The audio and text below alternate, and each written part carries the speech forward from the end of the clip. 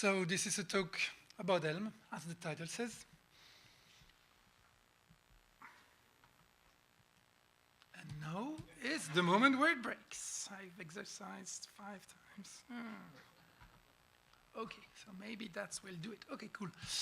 So what does Day say about it? When I mean Day, is mainly the Elm creator. So as you can read, a delightful language for reliable web apps. Generate JavaScript with great performance and no runtime exceptions, and that's maybe a very important part. I think the wording is pretty delightful as well, and this is a recurring theme in the Elm community, is using nice language towards each other. Why did I look at Elm? Actually, it started among the Plone community. I heard Domain and Rock that have been using for Nix for a long time and speaking of functional again and again. Then I saw this Elm functional stuff pop up somewhere on my radar, and I was, okay, that must be interesting, but functional, ooh, that's so frightening, I won't look at it. And then again, Domain, and I think it was Domain in that time, he mentioned that he was using it, and I thought, okay, this is now a sign that I should look deeper. Then there's some relationship with the Zope community as well. The main sponsor today of Elm is a company called Noredink that has the same type of relationship to the language as Zope Corporation Digital Creations had with Python a long time ago. They host the Elm creator, and they pay him full-time or half-time, or I don't know what, to develop the language. And I thought, that's another hint. That's again interesting. Then I watched some more talks and got more interested and found out that they actually have also a BDFL, and where the B part is the most important. Evan Kemptlas, sorry, this word, his name is hard to pronounce, Saplinski. He insists a lot about empathy, and what he means by this is empathy at all levels: empathy for the users, empathy for the developers, empathy towards the creator of the language as well, and so the B part is very important. And in another talk was mentioned, okay, we have with the Elm the same Python paradox that was mentioned by Paul Graham a long time ago, if you remember, a famous blog post where he explained that the Python developers were actually interesting people because they had looked out of the box, and that it was a good advice to just go to Python 15 years ago to get people that look out of the box. And they were mentioning the same, that since they had published the fact that they were using Elm, they had so many people that would apply for jobs, because there are a lot of people that would like to use Elm in a job, but could not.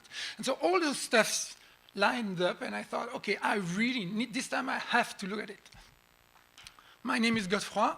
You can find me on GitHub and on Twitter. Goals of that talk. I will try to explain things that are not that obvious. I'll do my best. I will explain the awesome things of Elm. There are some pitfalls. There are no silver bullets, as we all know. Most of us have gray hair, so we don't need to be convinced anymore. And you'll get some reference later, for later. I will try to avoid to get into very detailed syntax, to try to start to speak of functional programming concepts like monoids and currying and whatever. That's not the goal at all. And actually, it's supposedly useless in Elm. The goal is to avoid all that jargon. Very few codes, at least so that I'll show some so that you can have a vague idea of the syntax, but not much more. So, what is Elm? And then let's see some codes. Explain the Elm architecture quite deeply, because that's the interesting part in my opinion. And go quite quickly about awesome things. Very quickly how I use Elm at work, caveats. Let's go. So what is Elm? Functional language, as I already mentioned. Very important, it's statically typed, which means that it has nothing to do like with the current Python or JavaScript. The compiler will hold your back. And it has type inference. In other words, we don't have to annotate for typing everywhere. Obviously, it's recommended for documentation, but there are a lot of places where you can avoid it. I clicked too quickly. All data is immutable. That's very important. The more I've been in IT, the more I've become wary of mutable state. I think build-out was the stuff that taught it me first, that's being able to get rid of a Plone installation, check out, build out again, run everything and start from scratch. In other words, without any state was so good. And from time to time, I understood more and more why we don't want data to change under our feet. And stop me if anything, if I'm speaking too quickly. All functions are pure, no side effects. So this is really important when you have inputs. Whatever inputs you have, the outputs are guaranteed to be always the same. We all know that if we have a method that's calling a web service, we might have an issue there. The data that might come back might not be the same. That's what's, among other stuff, something that could be called a web side effect. And in Elm, we don't have null, undefined, or exceptions, which could be pretty hard to manage in JavaScript, as we all know. Let's compare JavaScript and Elm, because Elm is a functional language that compiles to JavaScript, which is something very important that I forgot to mention. So, if we are in JavaScript, we have, I don't know how many tools to use, NPM for packages, Webpack to assemble the application, React for the nice uniflow of data, Redux to keep your state inside, and then TypeScript flow, whatever. I don't know. I don't want to know, actually. Immutable. And in Elm, okay, thank you. Everything is built in, so one tool, you got it all. And by the way, if it's not clear, if you use JavaScript, you will need to take care of the dependencies of all those tools and be hopeful that they work together properly. So, just for the people that are still a bit skeptical, I guess that some of you know that Redux took some of its ideas actually from Elm and from its model of unidirectional flow view update model. Short side note. When we speak of functional, and I said we want, and statically typed, we want stuff that's unbreakable. And what do I mean by unbreakable? This is something we all know, and we have seen I don't know how many times, and this is obviously broken. This is questionable, but at least it's not broken. The business developer, the business analyst and the developer should speak to avoid this type of mistakes, but at least it's not broken. And it could actually be something desired if you're describing, I don't know which painting, or I don't know. Functional style. So JavaScript and Python praise themselves to have some functional constructs. And sure, you could use them. Like we used to say, I can do object-oriented style in C. And yes, you can. We all know what happened. First, you have compromises, and second, under loads and under stress, the developer immediately stops the good practices, and so we lose the discipline and the functional programming practices in JS. When you have a functional language, actually the compiler won't let you do something else, which is quite nice. Okay, let's code. I will show you a very, very basic plus-minus counter. So first, Elm is modular, like we have in Python, and like we really like. And as you can see, it can also declare what it exposes. You can import from other modules. And then here are the four things, let's say this way, that we need to describe when we do an Elm application. In this case, it's a counter, so let's use an integer as my model, and the initial value will be 0. Then what can I do with this application? I can or increment or decrement and see how nice this sort of typing is, because this will be covered. Those increment and decrement are actually types, and they are validated by the compiler. then when I get one of those messages, what should I do? Ooh, this is very, very complex. And finally, some of you that will use the model to display, to turn into HTML, and where you can declare which messages will be sent. And outside the fact that you need to get used to the syntax, I think that people that have done HTML should be quite at ease with this syntax. Finally, I'm initializing the program, beginner program in this case, no side effects at all, with there's a mistake here in the slide. Model should be equal to init model and not to model. Model equals init model, view equal view, update equal update. And that's all I need to give to Elm to make it work. We have defined a model, we have defined messages, and we wrote two functions, update and view. Let's hope that this switch will work. And imagine, this is crazy. Thank you for your applause.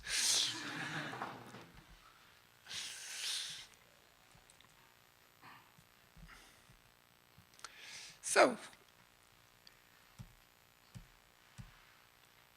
again, stuff that's not showing up. Here. So, as I said, an initial state is passed to the program. The view, how to turn the state into HTML, into a UI. And update, which is the function that knows how to react, I said it, to messages. View takes a model in, it's a function, it's a pure function, spits out HTML, actually a description of HTML that the Elm runtime will manage. New HTML, it's always, because data is immutable, we are not fiddling ourselves with an existing model. This is HTML that is pure new values, and that's it. So that's quite easy to understand, in my opinion. Update. We get a message, because this is the hint that will come from the runtime, and we get the model. Based on the message and the model, we get a new model. Once again, the old data are immutable, so this is a copy. It's not the same model that we have fiddled with. Let's try to show this with a bit more detail. So let's say that I clicked in the browser emits an event that's taken care of by the Elm runtime. And it will send, and actually not send, it will call update function with the message that was fired and the model.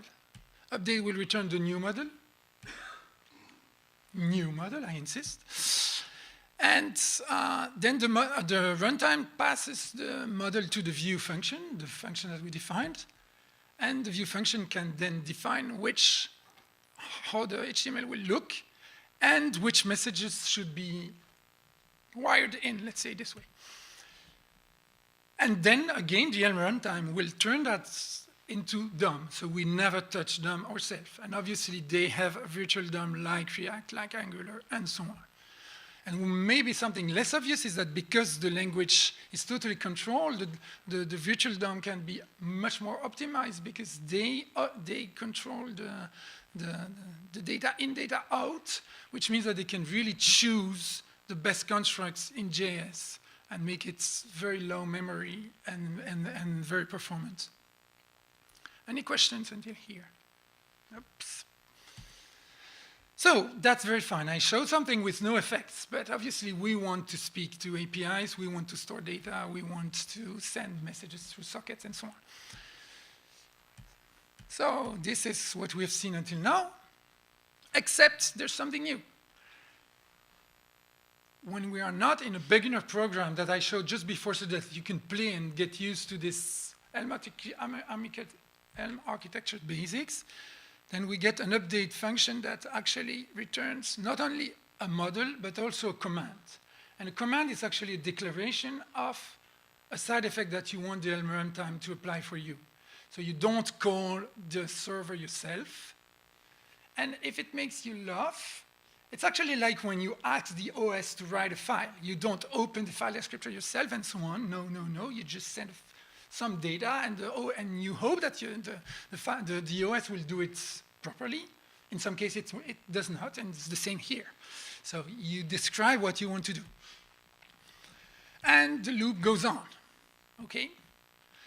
Later, the runtime will emit the command and take care of it, and this is totally asynchronous. You have no control on that aspect, which is quite important in a UI, actually, because in a lot of cases, we have UIs that are asynchronous because we want quick reaction while complex stuff is happening in the background, I mean.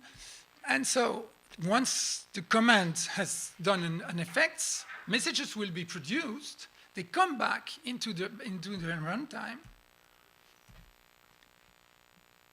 New events later, which produce an event. So the server has finally answered to your query, and so now you will have an error or a success. But anyway, that comes again later, and this is again asynchronous. So you get a new message that you have defined yourself from the command. And we are back to what we've seen until now, which is, okay, there was a new message. The message is passed by the runtime to the update function, and we can go on. So with this, you have seen all you need to know about the Elm architecture. There are no more concepts. Obviously, you will want to learn, and I still need to learn all the nice functional structure. In some cases, we are lost because we don't know how to do a loop or to do proper conditionals and stuff like that. But at the architecture level, this is all you need to know to do an Elm application. So once again, because repetition is so nice, update function in that case, which is the one you will use because you will want side effects, obviously, the update function gets messages from the runtime, gets modeled, the current state of the application. You make your own computation, you create the new model, and if needed, new commands that you pass to the runtime. Any question until now? So let's go. You have, sorry. Could you show the code again? I got it.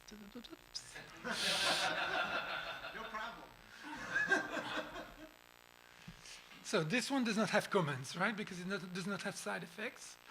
So you see the message type that's describing the increment and decrement. You have the update function, which will return model.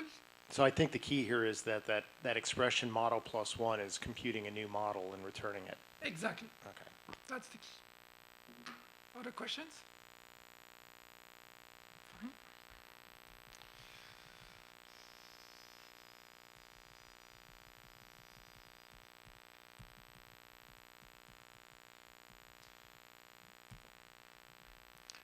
Yep, best pair programming buddy ever. So, having been into dynamic languages for so long, I am used to guess what's inside a variable, to guess a type, and so on, to protect myself with I don't know how many tests, or rather to not protect myself with as many tests for the missing values and so on. And so, I will show few scenarios, nice scans, and a bit worse scenarios, how the compiler can actually help you once it has more knowledge about the code than just in interpreting it and dynamic typing like we have in Python or JS.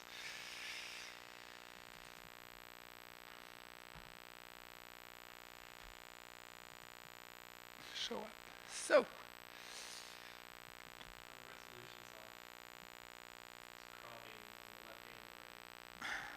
oh yeah.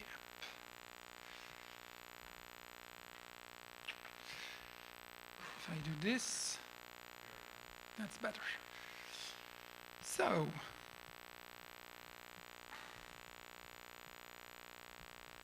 this is the proper code. So let's imagine I had a typo.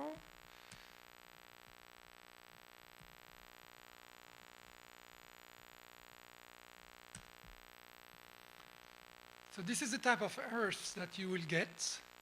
So this is obviously a basic one, but if you, what I like is how precise it is, how much information you get. Then the hints are pretty cool. And actually, no.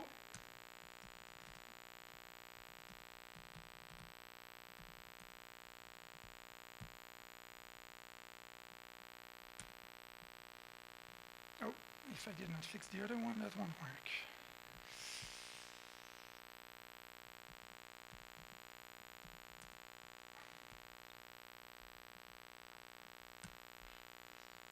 So, this is one of the really nice stuff about Elm, is the fact that when you branch over values, it will never allow you to miss one of them. So I've added the reset message inside my message type. Now the branching does not take care of it anymore, does not take care of it.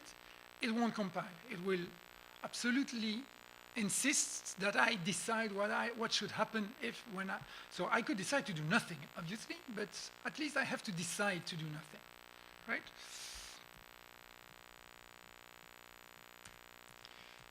It's still not a silver bullet, because if I do something, oops, what's going on here? Oh, thank you.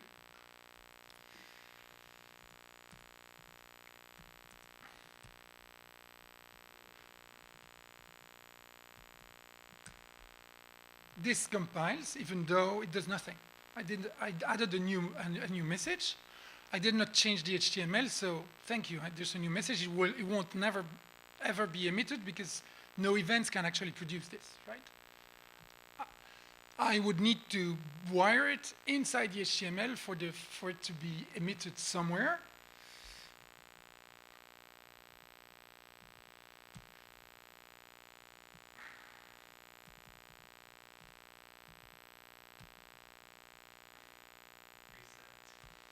That's the role of the compiler guy. He is the the programming. Oh, thank you. What did I do again? You got the last key. Oh, okay.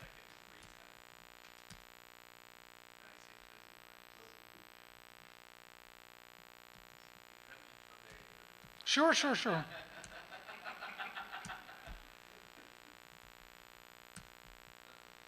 What is he expecting? Day3.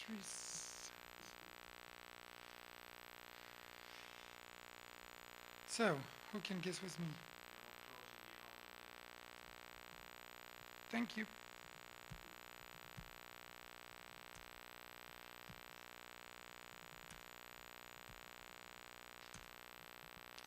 Okay.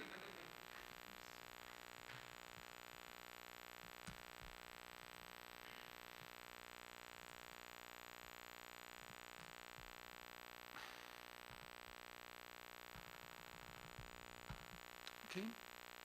So this sort of workflow we just saw is very interesting. Is the fact, okay, now I have a new feature. I add one or two more messages, and then I will change, run the compiler again and again and again until it works, because it will find all the places where I should have taken care of that missing branch. Let's say this way, right?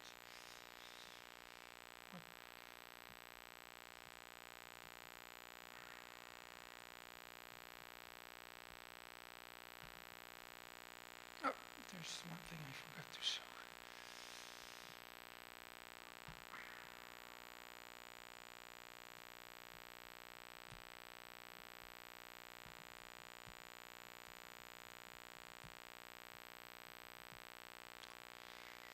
So this is a less basic code. This is some code of the only Elm code I have in production. And let's introduce a mistake there as well. Oh, that's not easy. And it's not wide.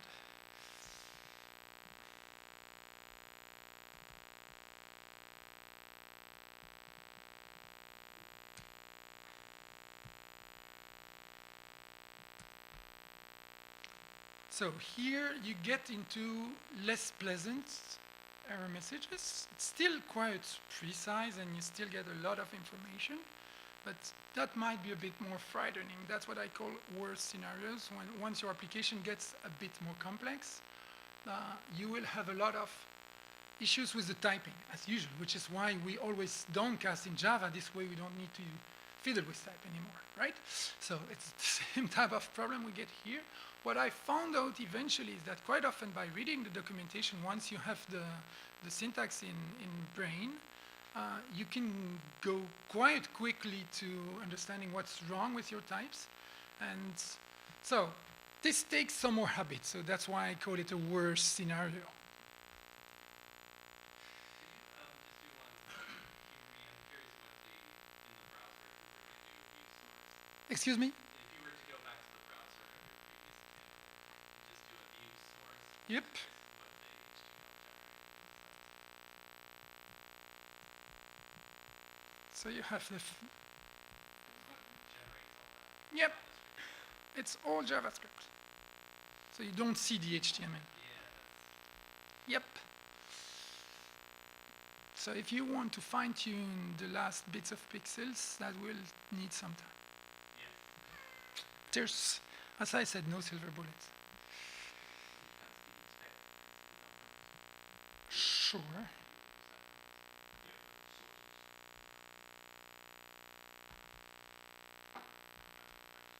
Okay. Did you what time is it? Okay, fine. I still have some time to. So.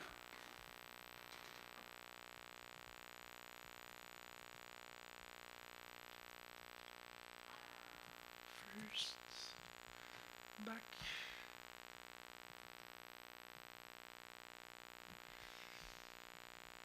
So what's nice, what else do we have that's quite nice? Because Elm knows about types and knows a lot about the APIs that you describe in your modules, you won't be allowed to choose yourself the package version when you publish to the package repository, and it will actually, oops, one more slide that doesn't show up.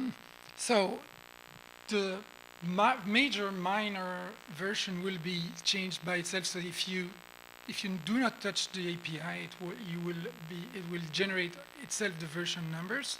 So in other words, when you look at the version number as of a package, if it's only a minor change, you know that's outside semantics. You can actually update to the latest minor version. That this is enforced by the compiler itself and by the Elm package manager. Sorry for the missing slide. And another one. Oh my God. Oh no, this is not missing. So how do you do? You just, and you saw me do it. And here's the answer to your question. So you saw me doing Elmmake with Elm, and you get JS files that you can or make work by themselves, or that you can include into an existing application. So you can mix match Elm application inside React, inside any Plone page template or whatever. It does not need to control the whole page. It will control the element that you ask it to control. You can also, if you want, because as I said, you might have this need of make React and Elm live together, so you have some helpers to make it work with Webpack. And I've heard crazy companies that actually had Elm around React, around Elm. So, and it seems it's really manageable. I did not do it myself, but the Elm community claims that it's better to really migrate your application incrementally rather than start from scratch, because there's too much to learn. Because thank you. And so, as I said, you can use the Elm Webpack loader. I did not say it, it's written there. If you need to integrate your Elm files into your application. How do I use them at work? Well, I wish I would use it more first until now. But this is really the important answer gradually. It's quite a change because a lot of our reflex have to go away. Like we always speak of components and objects, this is gone. The basic piece of reuse is function, and you have much less that you can hide in a function. You can still use types, and you are actually encouraged to do it, but that's, for instance, one step that you have to make to learn Elm. And so the idea to say, okay, I start from scratch is quite not a good idea. And I found it when I tried to do Plone React like Plone Elm. There's too much to learn. I got to some points, but I think it's actually a much better way of doing small part of an application to get used to the architecture. And the code I showed you in the worst scenario is actually in production for more than almost 1.5 years now, and I've never heard about it. And I did something very small somewhere on its Plone widget somewhere, and it works and does the job, and I haven't heard about it. When the new version of Elm came out, migrating it was quite quick and easy, because they do not add hundreds of features rather than get rid of features, trying to make it simpler and simpler. Those are the two slides I knew were missing, so let's skip them, because I don't know why they show on my machine and not on the screen, and I had no time to dig what's happening. Caveats. Elm is not a general purpose language, so you will use it to do UI and nothing else until now. A lot of people would like to do something else with it. It's really optimized for doing UI. A lot of the patterns are built with that idea. And actually, does a general purpose language actually exist? When we want performance in Python, what do? We go to C, or we go to Rust if we are very fancy. But do we keep Python? Maybe not. And so just keep in mind that that's one tool more in your toolbox. No fiddling with the DOM. If you start to fiddle yourself with the DOM, you are fighting with the Elm runtime that does it for you, and so you'll have issues. So if you need to fiddle with the DOM somewhere, you should rather do it in JavaScript and then use the proper way to interact between JavaScript and Elm, because obviously they have a story that I won't explain because that would get us too far. But it's a story that's really nice in the sense that it guarantees that as long as you are in the Elm runtime, in the Elm world, all promises are fulfilled. So there's no null or undefined that it can come and enter from JavaScript into Elm. They do what's needed to avoid this to happen. And the widget I'm mentioning in Plone is actually a widget that interacts with JS code. So that's not that hard, and it works. I just said this, so I don't need to repeat. That's the worst caveat. When you get back and suddenly you find out that, oh shit, I forgot to test for none or for nil or for undefined or whatever, it gets on your nerves because it's so nice to have the compiler do it for you. That I've said it's, I don't know how many times, and it's worth repeating again. So there are things that you still cannot do, because it's still a young language, it's a young community, so if you need some very exotic web API, you might need to go through JavaScript, because the Elm runtime does not pack them properly to make it easy. So that's one reason. Broken runtime, try. Noverdink had their first runtime error something like 4 months ago, and it was due to a Chrome extension that was actually fiddling with the DOM behind their back. So it was not even their code, right? And they have, I think, more than 150,000 lines in production or something. It's quite big. And those mistakes, what I mean by this is, okay, I forgot a branch. And not modeling your code properly, because once you use this type of strongly typed language, and I could not go into this, you can really design a lot of your application with the types, actually. And which means that you have much less unit tests needed, because the compiler does the unit tests for you. you saw, refactoring is awesome. Actually, during that project I mentioned, this small widget I have for Plone, I had made one of those mistakes, a semantic mistake, and I personally exercised the fact that, yes, just changing my model and following the compiler until the end, the stuff was working again and the semantic mistake was gone. So just following the compiler errors until there were none. That was good enough. I did not need to change anything else than just change one of the types and follow the stuff to the end. And this is really awesome, really, really awesome. And that makes it clear that if you're a team, it's much easier for someone to dive into this type of code. I will go quickly over those because the slides will be published. If you listen to some of those talks, what you'll find out is that those people think very, very, very deep. It's not like impulsive stuff like I usually do. It's stuff that thought really deeply, and that's, I think it's really, really interesting. Which also means that the sort of impatience I have when I want a new release now won't happen, because they want to think deep before they make a new release. So that's another caveat. So in some case, the fixes are slow to come. And I really want to thank Mario Rogic. He made those slides for another presentation. I tuned them very few, and he was nice enough to allow me to use them for that talk. That's it.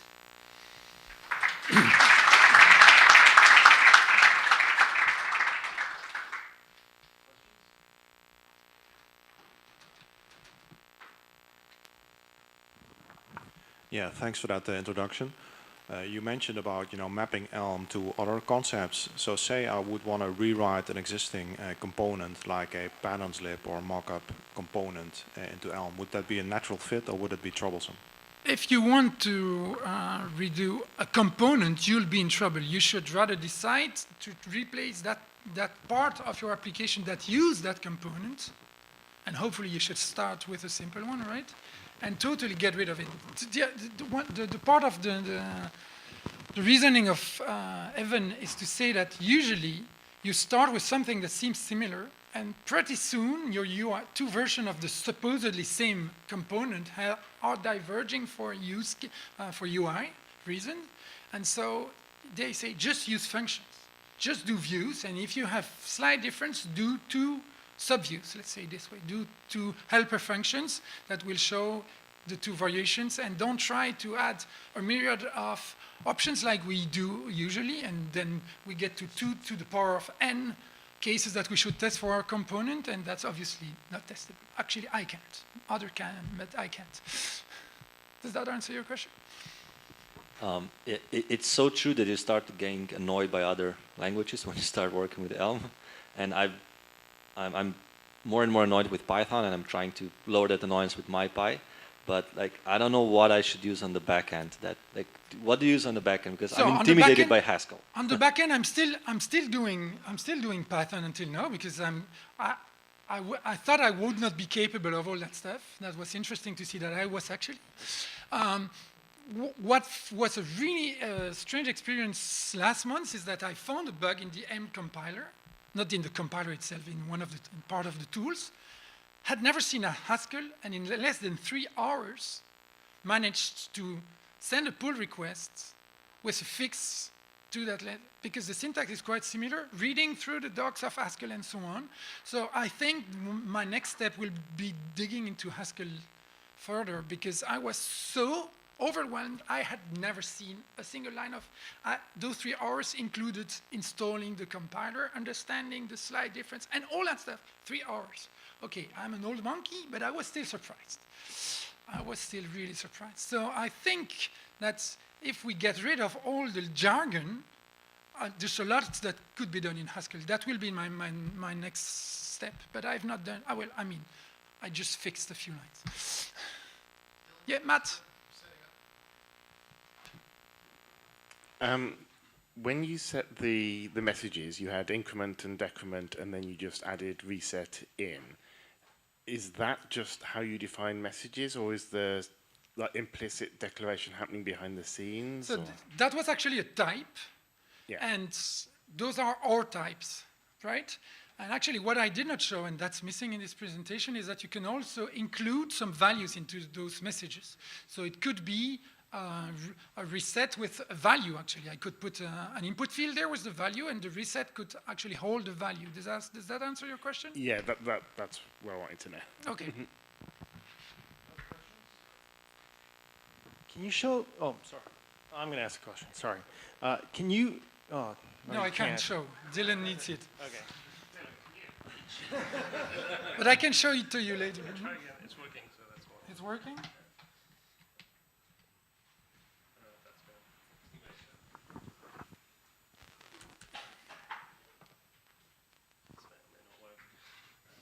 As usual. Ah. Can I detect? Does not detect. So I will let Dylan. While you're setting that up, are there?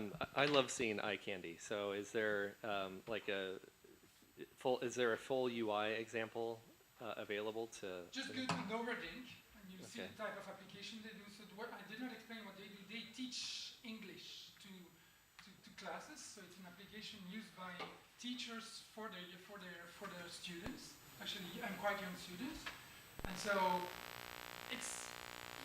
I would not use it to build the website part today. I think it would need some time. But their application to teach language has a very fine-tuned. So just use the application for 5 minutes. Anyway, it will be fun to look at it. Yeah, It's that's purely they don't have anything that element more. okay. And then secondly, as far as is it a good fit for using as the front end to a back end such as Plone or any other kind of thing that can provide an API? So I think so. I really think so. When the experiments I did with speaking to the Plone REST API worked well. As I said, the issue was that I was trying to make a too big application in the first step. So getting the data in and out was fine, and the stuff did work. And that's actually how they use it. So it's meant like this.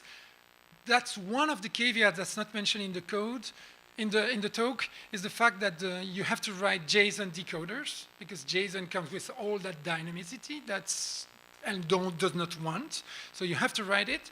And that can be tedious at the beginning, but the community has come with a tool that's doing most of the, how do you call it?